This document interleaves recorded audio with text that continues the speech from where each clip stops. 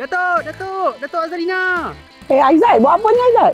Allah Datuk, saya berjalan-jalan Datuk. La ilaha illallah. Kejap.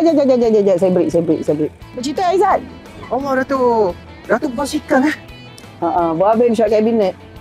Lepas kabinet terus berbasikal? Yelah Aizat, nak cari masa. Allah. Sebab bila kita sibuk, kita tak boleh tunggu masa curi kita kena curi masa. Nice.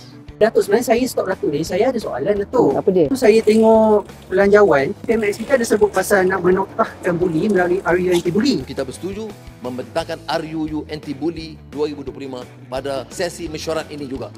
Jadi saya nak tanyalah Datuk, sebenarnya RU Anti-Bully ni apa Datuk? Aizat tahu kan, dalam negara kita, banyak kejadian buli berlaku sejak kebelakangan. Tapi dalam negara kita tak ada undang-undang yang mendefinisikan apa tu buli.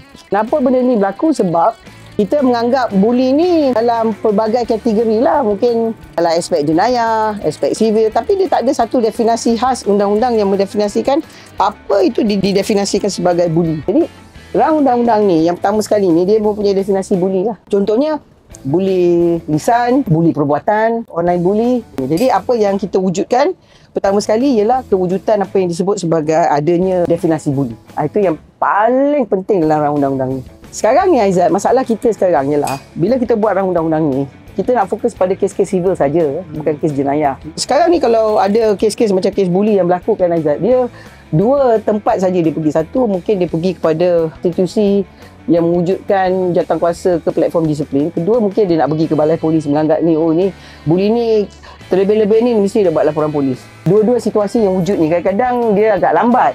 Jadi dengan adanya tribunal ni kita anggap untuk membenarkan sebagai satu alternate dispute mekanisme alternatif. Selain daripada kalau sesiapa yang jadi mangsa buli dia, kadang-kadang dia tak puas hati dengan keputusan ke dia rasa kes dia ni tak didengar dengan adil, ataupun dia merasakan kononnya tak ada satu sistem yang dia dapat mendaftarkan perasaan tak puas hati sebab dia rasa dia telah dibuli, dia boleh pergi kepada tribunal ni. Itu saja yang kita nak wujudkan lah sebagai satu alternate dispute mekanisme lah. Keduanya saya tengok akta ni kita nak fokus pada bawah 18 dulu. Okey, jadi macam saya Datuk, tak boleh lah guna RU Anti-Bully ni. Umur Aizat berapa sekarang? 26 Datuk. Terlebih lah, terlanjur lah. Tapi mungkin pada tahun 2026, kita akan wujudkan satu undang-undang fokus kepada lebih 18 tahun.